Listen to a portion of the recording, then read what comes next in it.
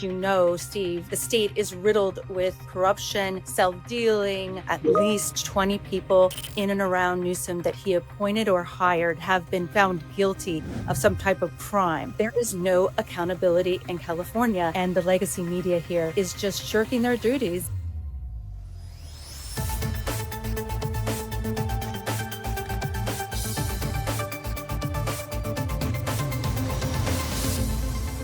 Hello, everyone. Welcome to the Steve Hilton Show. It is another special episode. What a treat for you. We got all these new, fresh things going on because I'm still on my book tour for 𝐃𝐫𝐤𝐥𝐿, Reversing the Ruin of America's Worst Run State. I hope you've got your copy by now. I'm in New York. Those of you watching on video can see I'm in my delightful hotel room in between doing things with Fox and elsewhere. But we managed to tape a really good episode for you today. And actually, it's really interesting because just around the same time, I'm out with my book on California, 𝐃𝐫𝐤𝐥. And as you know, if you've read it or you heard me talk about it, a lot of focus on the policy failures that have brought us to this point and what the solutions might be. There's another really great book about California that has come out recently, and the authors of that book are joining us today on the show. And the book is called Fool's Gold: The Radicals, Con Artists, and Traitors Who Killed the California Dream and Now Threaten Us All. A lot of energy in that subtitle, and also from the authors Susan Crabtree and Jed McFatter, who join us in a second. I do want to point out that Peter Schweizer, who you know well, has been a guest here, is involved in this as well. Jed works with Peter at the Government Accountability Institute, which is a fantastic organization doing incredible work. And the focus of Fool's Gold, as you're about to hear, is a good complement to what I've been working on with 𝐃𝐫𝐤𝐥𝐿, because they really look at the kind of seamy underbelly of California politics and government, particularly the corruption and all of that stuff, the Newsoms, the Pelosi's. It's a fascinating conversation. And then later on in the show, we've got a great conversation. You remember the episode with Nicole Shanahan just the other week? Well, you know from that episode just how much I'm really into the whole subject of farming and food and everything that's happening to that. We've got a great conversation on that exact subject by Brian Reisinger, who joins us. He's written a fantastic book called Land Rich, Cash Poor: My Family's Hope and the Untold History of the Disappearing American Farmer. And he will be here to tell us all about his take on what's happening to farming in America, and actually what's been happening for decades now. It's a great conversation. Here are Susan and Jed. All right. Well, first of all, I just want to say I feel really embarrassed because I've been so focused on I'm going to use my bloody book, that I didn't have you on to talk about your fantastic book until now. And I'm very sorry about that, but I'm very glad we're here to do that, talk about Fool's Gold. And we're just talking a little bit offline, Susan, and I think it really is a great compliment to 𝐃𝐫𝐤𝐥𝐿. So it's all one big, beautiful thing of holding these terrible people to account for their multiple failures on many fronts. Susan, why don't you kick us off? Tell us, just get us into the book and your process and what your focus was, why you wanted to do it, all of that. Yes, so we think that there's so many people who already know about the failed policies of California, although, there's so many to talk about. We had to cut so much from the book because of that. But we are trying to expose the corruption. As you know, Steve, the state is riddled with corruption, self-dealing. We found that there was at least 20 people that are in and around Newsom that he appointed or hired that have been found guilty of some type of crime. And Jed can go into that a little bit more because that was his section of the book. But we've really exposed some of the seedier sides of California sausage making. And as you know, if you've experienced it, it is not, because it's a one-party state, there is no accountability in California, and the legacy media here is just shirking their duties. And we did a 2-year deep dive, and we found some really fun and interesting things and some startling things about a lot of the players in California politics. So let's give us a couple of examples, your favorite ones, your greatest hits. Yes. So, of course, there is the bronze bust. And we were very grateful for Fox News for doing 3 segments on that. And so the bronze bust is Gavin Newsom like other mayors before him, has a bronze bust statue of himself in San Francisco City Hall.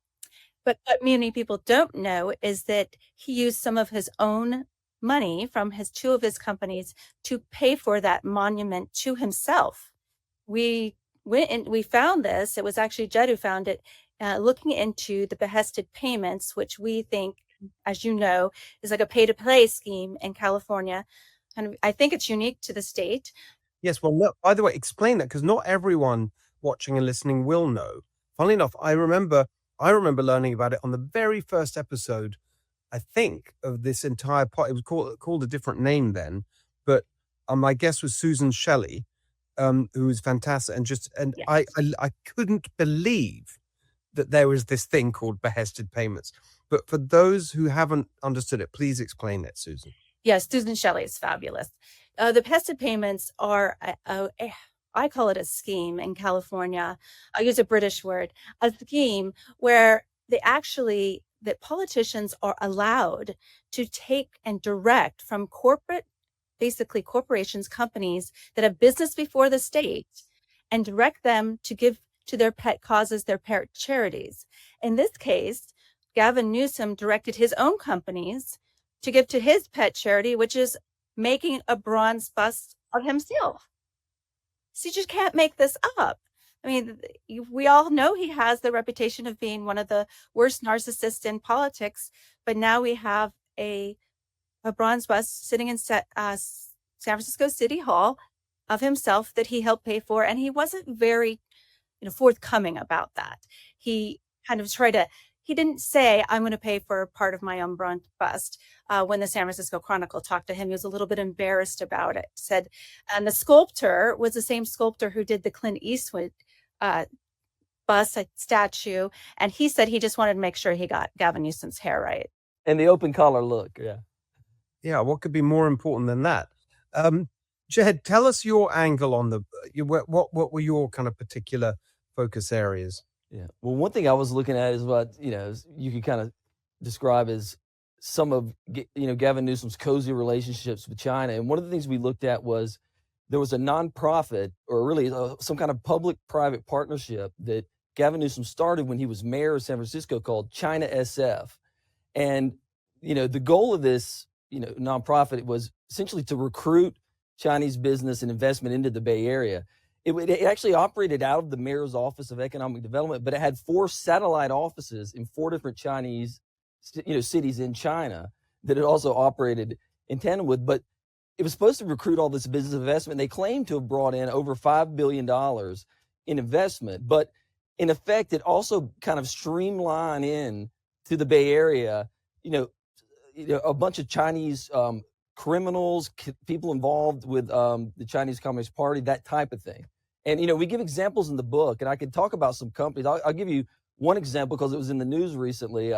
Recently, the House of Representatives, they actually banned the circulation of China Daily, which is a Chinese newspaper, because, it's owned and operated by the Chinese Communist Party. Well, Gavin Newsom's nonprofit China SF, they recruited China Daily in. In fact, he had a ceremony where he celebrated them coming in, and they set up headquarters there in the Bay Area. And I think sometimes tracing it back to a source, a lot of times you find things that they kind of got started in California that kind of then spread to other parts. What about on the Chinese front? The one that comes to mind, can you tell us about this? Was that very dodgy contract in the pandemic was it masks from the EV company in China? What was that about? Was that right? I worked on that in my COVID chapter. So it was from Build Your Dreams, BYD, a company that is actually Warren Buffett supports it, but it's Chinese based and it has a California contingent. But these masks were coming from China, and they had it's a multi-billion-dollar contract, and then they weren't disclosing the details even to the Democratic legislature when they were asking about it. And as you know, it stopped midway through. They couldn't meet the deadlines, and it was basically, they finally did, but it was quite the process. And it just seemed odd that we were getting the masks from China, which caused the virus, the lab leak in China. And so it just seemed very bizarre that, and we also have another example of that kind of thing happening. TikTok, which is so controversial right now, as Donald Trump tries to find a solution for it in North America and in America, it actually gave $300,000 for public service announcements for Gavin Newsom to get his message out about lockdowns and masking, the ones he didn't follow himself in the Yes. notorious French Laundry scene. TikTok paid for a $300,000 behested payment to support his public service announcements to lock us all down. It's amazing. I didn't know that at all. Yes. One of the things, tell us a little bit, what do you uncover about the machine? There's the Democrat machine in California. It's so kind of, it's been, there's this arrogance that comes with it, and it's been there, and you've got the Pelosi's and the Gettys and the Newsom and whatever. I touch on that a little bit in my book in terms of how we got to the point where you got this one party rule. What can you tell us about that whole world? Well, it's a little microcosm in San Francisco that is in and about St. Ignatius High School. A lot of them overlapped there. And as you know, the Gettys were very good friends with Newsom's, and the father, Gordon Getty, and Gavin Newsom's father were best friends. And that's how he got his start in the wine business, because Billy Getty and they funded the whole wine business. He never really did earn anything in his life. Everything was given to him on a silver platter. As you know, the Browns also went to St. Ignatius, and Newsom's father helped get Pat Brown elected to governor back in the day. I think it was Newsom's grandfather who did that. So there's also this deal with Squaw Valley. I know you can't call it Squaw Valley now anymore. No, Palisades, I think. Exactly, Palisades. There's a Squaw Valley deal before the Olympics back in the 1960s, and it involved Paul Pelosi's father, that's Nancy Pelosi's husband, and Pat Brown was the one that was designating all of this and creating it for the Olympics. And then Gavin Newsom's father came in and got to do the concessions afterwards. It's all a tiny, cozy relationship up there, having to do blood and money, political connections. Yeah, one thing I want to add about the single party dominance that you see in California, one of the things, we have a chapter called State of Deception, which talks about the lack of transparency you see a lot of times in California, and kind of some of the secretive schemes that they're involved in. And that's made easier by this kind of single party dominance, where a lot of that stuff, there's not a lot of checks to what, balance to what they're doing. And so that's something we look at a lot in that particular chapter. And what about the unions? They're a big part of all of that. And then the other one that comes to mind when you're talking about the machine and all of that is Willie Brown. I don't know if you got anything you can tell us about him. We've got some good stories about Willie Brown. So, he was under FBI investigation for many, many years. They never found him, ever indicted him for anything. But there are so many stories that he basically, as you know, he made Kamala Harris. We all know about the personal relationship with them, between the two of them. Also, he appointed Gavin Newsom to his first position in San Francisco, and then he followed him through. But basically, it was a friendship between Gavin Newsom's father that started that. But the craziest story that we uncovered about Willie Brown was that he was very close to the People's Temple and Jim Jones. The whole drink the Kool-Aid guy, Wow. But again, for those who don't know, tell that story. Yeah, so Jim Jones and the People's Temple were really a big force, and they were actually a political force in San Francisco, and they helped Willie Brown get a lot of people elected, including George Moscone, who was the mayor of San Francisco, and Harvey Milk. So this was before Gavin Newsom's time, but Willie Brown called Fidel Castro and wrote him a letter praising Jim Jones because they were so tight at the time. He was the cult leader? He was the cult leader. Jim Jones was the one that led the whole mass suicide in Guyana that killed 900 people, and 300 of those at least were children. and a congressman was shot down by his goon squad when he tried to save some people who wanted to escape from the cults And down in that's Guyana. the Jonestown Massacre. That's the name, isn't it? Correct. Exactly. And so a year before the Jonestown Massacre, Willie Brown sent a letter on Jim Jones' behalf saying to the Prime Minister of Guyana, this guy would be a wonderful asset to your country. If you can believe that. It was eye-opening to me.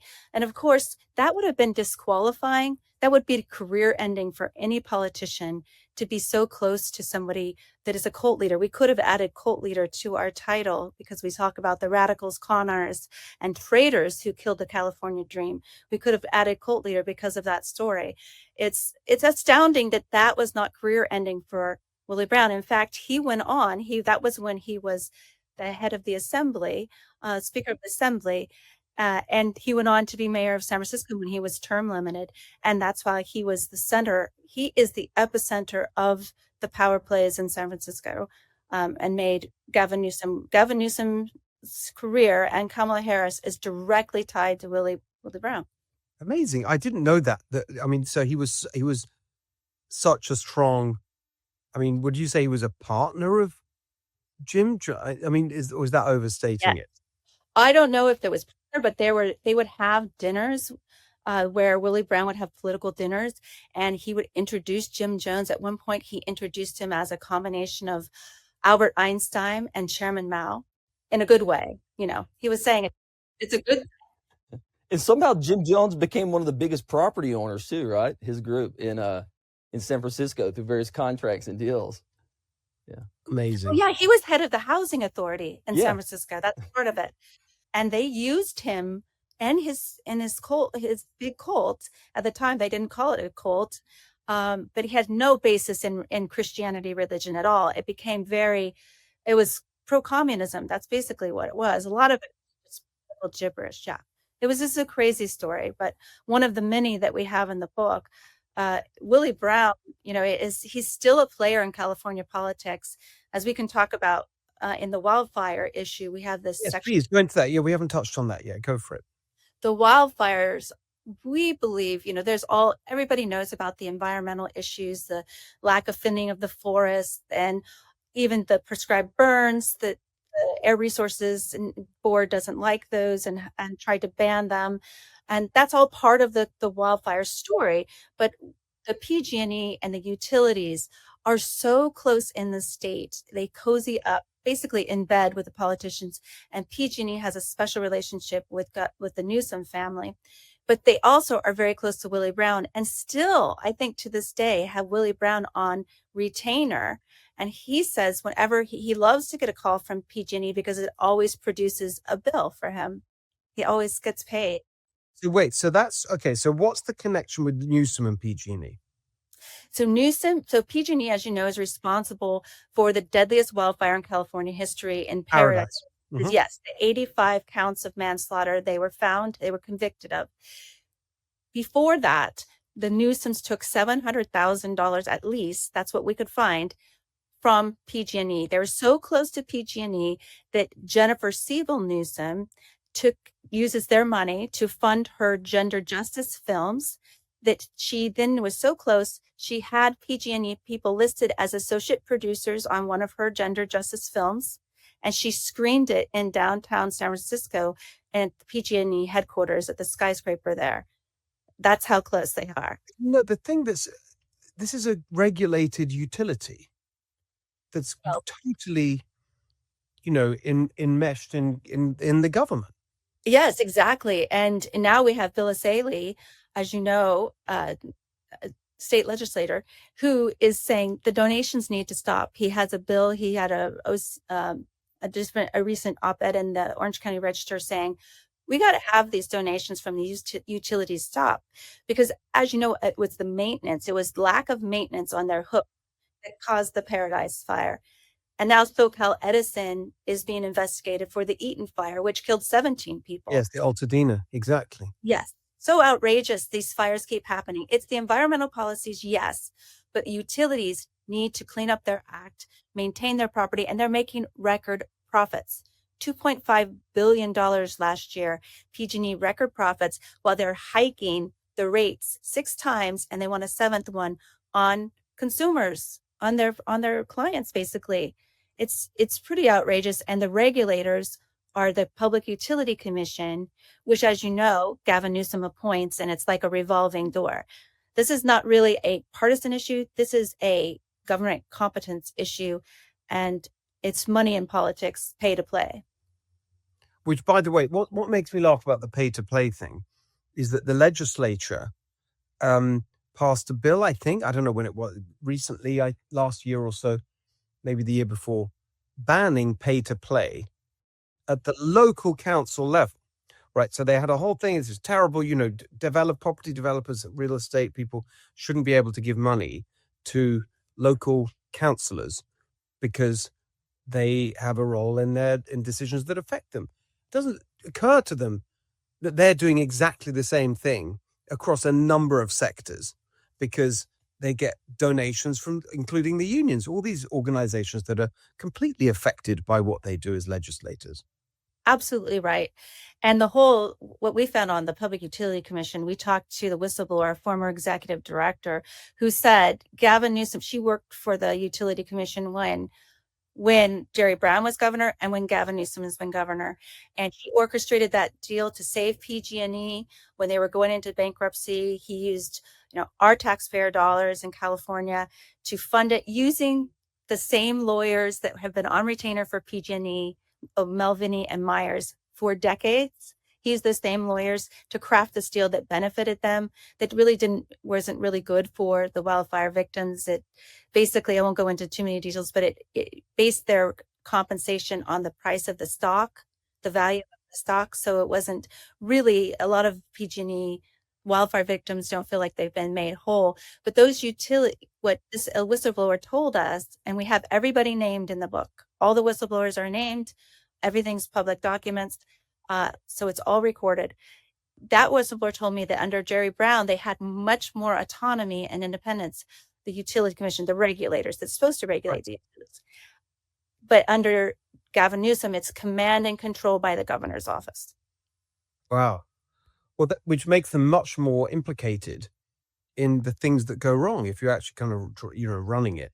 Yeah, I want to make one comment about the pay to play thing. One thing that just kind of I came across in the course of doing research for this is that at the local level, you'll find, there are millions of dollars have been donated to campaigns, local campaigns, by people or companies who later, get charged or indicted or sentenced for corruption and bribery and things like this. And that's not trying to find it. That's just what I kind of came across in the course of my research. And there's a lot more you could find like that. So it's a real problem. I mean, the New York Times last year, they published something showing that in the past decade, 576 officials have been charged with corruption in California. I mean, it's almost, at what point do you say, organized crime in a way is kind of infiltrated California at the local and state level. And so that's a real problem that needs to be dealt with.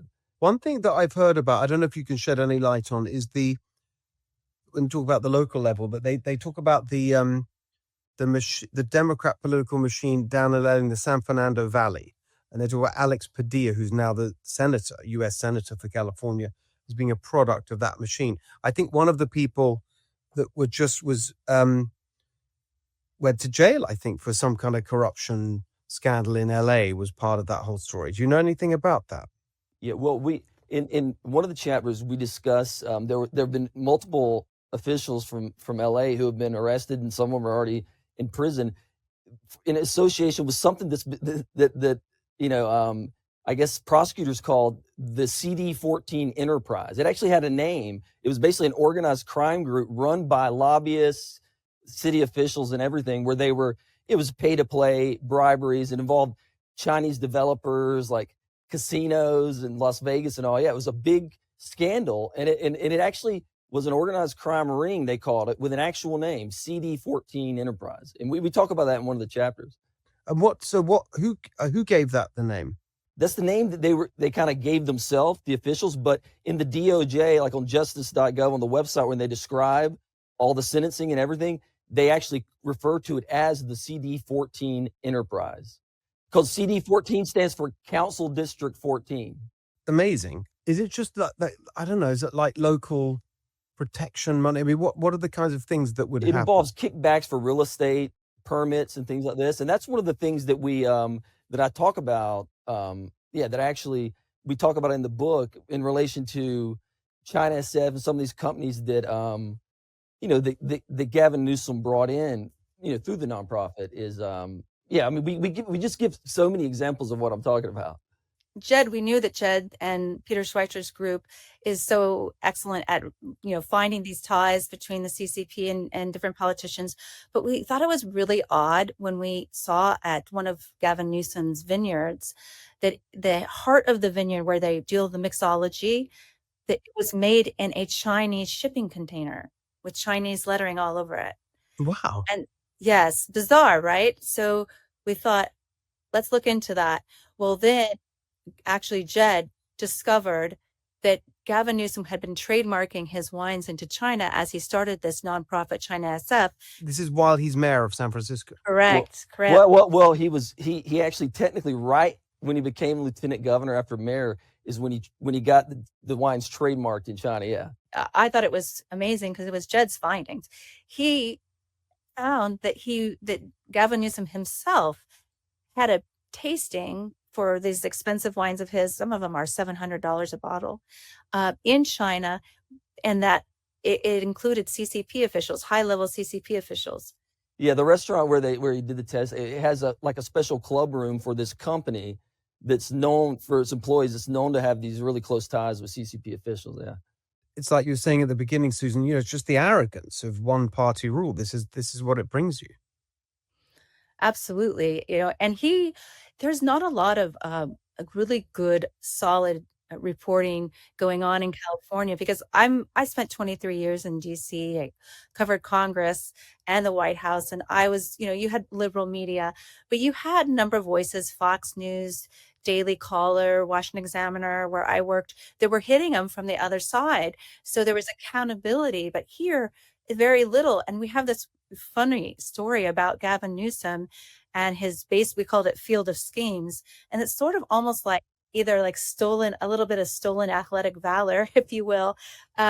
He has always said that baseball created him, that he wouldn't have gone to a 4-year school, university, if it weren't for his baseball athletic prowess. And that he got a partial scholarship to Santa Clara University. But we started looking into it because I had people coming to me, friends of friends, their husbands who had been on the baseball team, who had been on the football team at Santa Clara, overlap with Newsom, that we don't remember him at all. Wow. Zero. And he claims that even it became such a big folklore in San Francisco that they claimed they were at a Giants game and announced that he was actually drafted by the Texas Rangers. So, but that's not what happened at all. We found out that he's not on any official roster of the baseball team at Santa Clara. He was actually on the JV team for his freshman year, but they just played scrimmages with community colleges. And he did get like a $500 scholarship, but he omits, he doesn't tell people that Jerry Brown, a recommendation accompanied his application, and that a powerful alumni that knew his father got the assistant coach who I talked to go recruit him for the JV team, but he only stayed on 1 year. It's just we break it down. All of these sort of, he's carefully crafts his story, Gavin Newsom, but when you look at it really closely, it starts to break down. And it's what's really striking about everything that you're talking about. And it makes me sad as a Californian. I'm a proud American now. I'm a very proud Californian. I love California. It just makes me sad because it feels so kind of small town crooks. Do you know what I mean? It's all just so pathetic in a way, compared to this amazing state that's a sort of the biggest economy in America by far, the 5th biggest economy in the world. World beating industries in so many areas. It just all feels so embarrassing and pathetic. Yeah, I think that's why your book is so great to have, with the Cali Future. You're going to have a plan to fix all of this. We did, investigative work that exposes some of the corruption that was hiding in plain sight. We talk about the homelessness corruption, the crime. He let out up to 70,000 prisoners during COVID on false pretenses. We had a whistleblower come to us from within the prison system. He's retired now, so he can speak freely and tell us, I told the governor's office that what he was telling the public, that these people there was a COVID death spiral, worried about the COVID death spiral in the prison system, that so many people would die if we don't let these people out, was completely bogus. That was complete, because they were tracking the COVID rates, and it was like 400 times higher, more likely to die if you were in the regular community than in the prison system. And he just kept telling us these lies over and over to let out tens of thousands of Which is what they wanted to do anyway, and they're using it as an excuse. Correct. And then they wonder why we have smash and grabs all over the state, and other, violent crime was skyrocketing right afterwards. Unbelievable. It really is. This is what you get, like with the one party state, but also the total lack of scrutiny, as you were saying earlier, or interest from the press in California. I mean, they're so supine. Is the LA Times doing a bit better at this now? Although they just hired some conservatives for their op-ed page. I do think the wildfires woke them up. And now they're starting to do some hard-hitting stories on the wildfires. And, I guess there's only 4 rebuilding permits that have been allowed so far. And even though Karen Bass says she's going to streamline the whole system. But yeah, it's definitely needed. We need more accountability journalism. I do like Ashley Zavala in the state capitol. Oh, yes, very good. Yeah. But we need more of those types of reporters that we really are holding these people's feet to the fire every day. Exactly. All right. Well, thank you guys very much. Jed, what's your next move? Where are you going to sort of turn your laser beam? Well, there's plenty more to find, to look for, to uncover in California. But, I'm just I plan on keep moving forward. Maybe work some more with Susan on some different stuff. We'll see. I'm actually curious about anything that you found while you researched your book that kind of shocked you. Well, it was just the scale of the policy fate, and just the stories. When you hear the stories of, especially small businesses, just the harassment and the unbelievable nightmare that they have to go through.